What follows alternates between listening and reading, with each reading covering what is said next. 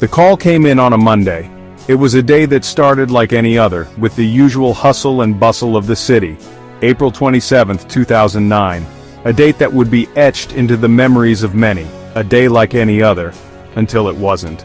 The normalcy of the day was shattered by a discovery that would haunt the community. Sunnyside, Queens, a quiet neighborhood, the kind of place where everyone knows each other and nothing out of the ordinary ever happens.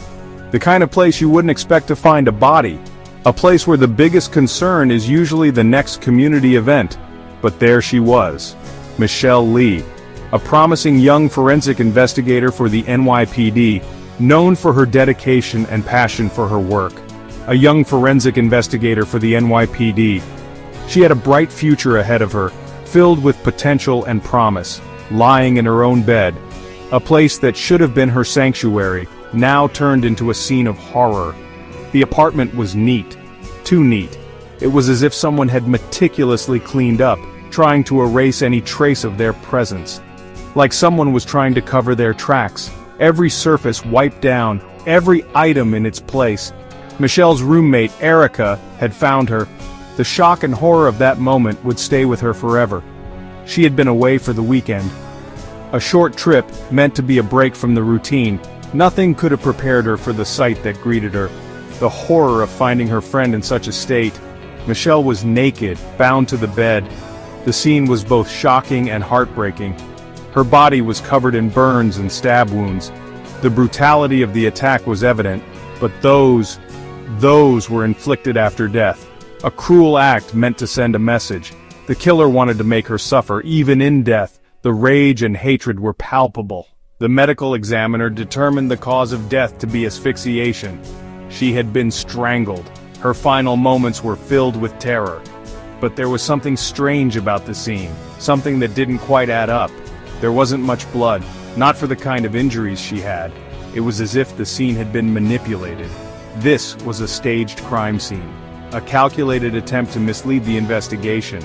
A calculated attempt to mislead the investigation. The killer had gone to great lengths to cover their tracks. This wasn't a random act of violence. This was personal. Someone had a deep-seated grudge against Michelle. Someone wanted Michelle Lee dead, and they wanted to make sure she suffered. The investigation was just beginning, but one thing was clear. This was a crime driven by intense emotion, and they wanted to make sure she suffered. The search for the truth would uncover dark secrets and hidden motives.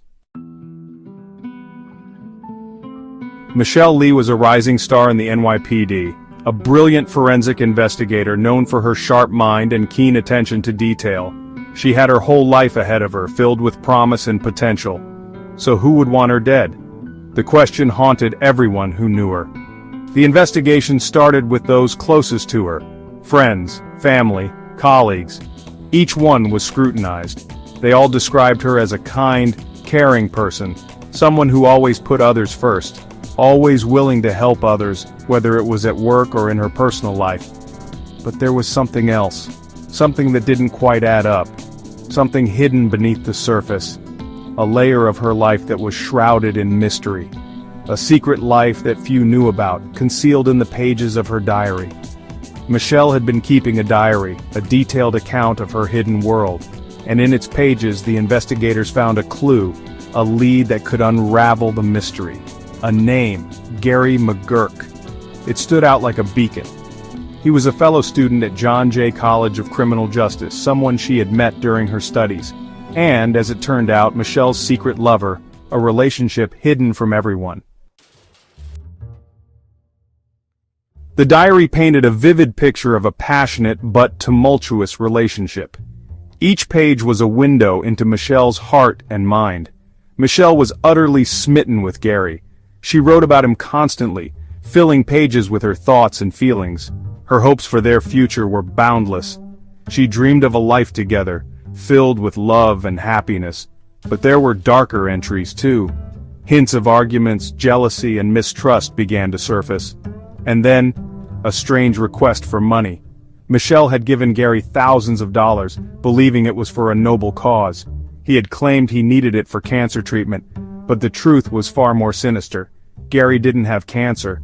It was all a lie. a cruel trick to steal from the woman who loved him deeply and trusted him completely. The diary was a goldmine of information. It revealed the depth of Michelle's feelings for Gary, her unwavering love and her heartbreak. And it exposed his web of lies, deceit, and manipulation, leaving a trail of broken trust and shattered dreams. Section 4. Unraveling the deception. Gary was brought in for questioning. He denied everything, claimed he had been with his girlfriend in Manhattan the night of the murder, but his alibi fell apart. Surveillance footage placed him near Michelle's apartment building. Phone records showed calls between them. And then there was the DNA evidence. Semen found in Michelle's trash matched Gary's. The evidence was overwhelming. Gary's lies were catching up to him. He had been with Michelle that night, he had been in her apartment, and he had killed her. Section 5. Confession and Conviction. Faced with the evidence, Gary finally cracked. He confessed to killing Michelle. He claimed it was an accident, that they had been engaged in rough sex, and things had gotten out of hand. He said he never meant to kill her, but the evidence told a different story. The staging of the crime scene, the post-mortem injuries. This was no accident. This was murder. In June 2010, Gary McGurk was convicted of manslaughter and tampering with evidence. He was sentenced to 29 to 37 years in prison. He offered no explanation for his actions, no apology to Michelle's family, just silence. Section 6. A life cut short. Michelle Lee's murder sent shockwaves through the NYPD. She was one of their own, a young, promising investigator, taken too soon. Her family and friends were devastated. Their lives were forever changed. They would never understand why. Why Michelle? Why did this happen?